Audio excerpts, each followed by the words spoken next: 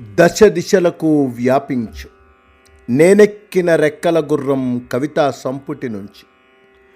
సీతాకోక చిలుకను చూస్తే నిర్వాణ సోపానమధిరోహణం, గొంగళీ పురుగును పరికిస్తే రుణానుబంధ జీవన కీటక రణం. సామ్రాట్టులు చక్రవర్తులకేది శాశ్వతత్వం, అనివార్యం జనన మరణాల చక్ర భ్రమణం. నీరసిస్తే అవరోహణం, సాహసిస్తే ఆరోహణం, జీవితం కర్మోపకర్మల కర్మల ధర్మ కారణం. దూషిస్తే వర్షించదు మేఘం, ద్వేషిస్తే స్తంభించదు కాలం, శాసిస్తే జనించదు చైతన్యం, ఆక్రోశిస్తే వరించదు విజయం.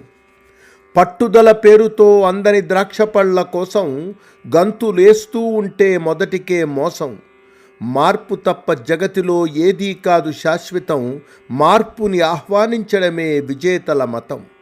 ఆత్మన్యూనతా భావం ఒక సజీవ మరణం, ఆత్మస్థైర్యం ఒకటే జాతికి జాగృత కిరణం.